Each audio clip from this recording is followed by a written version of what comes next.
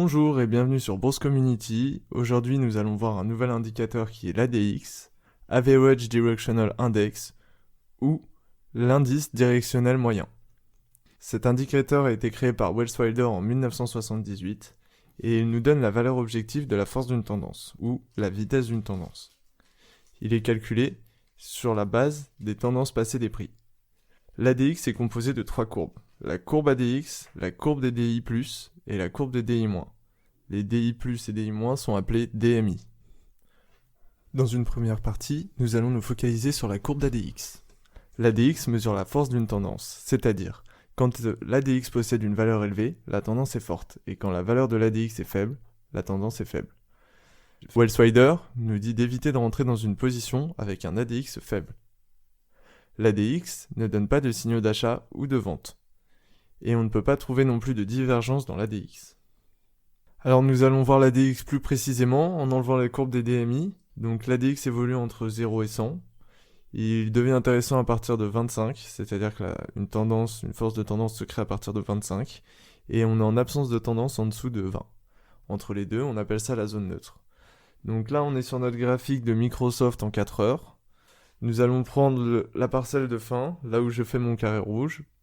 Nous pouvons voir que l'ADX est en hausse. Quand l'ADX est en hausse, cela insinue que le marché a une force et une vitesse plus élevées.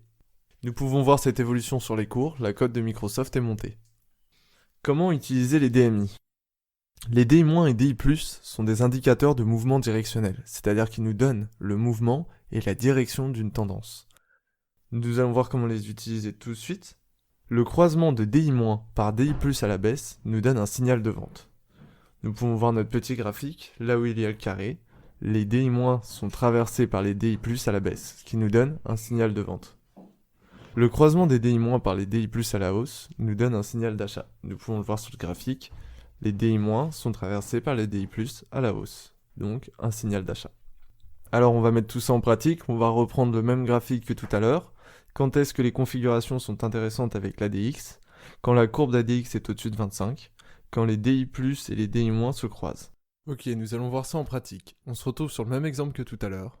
Nous pouvons voir la courbe des DI- se faire croiser par la courbe des DI+ à la hausse, ce qui signale un acte d'achat, et la courbe des ADX qui est à bien plus de 25 et qui finit par monter à 50. Ce qui se traduit sur notre graphique par une augmentation de la cote de Microsoft et une force de hausse qui est plutôt élevée, comme nous montrait l'ADX.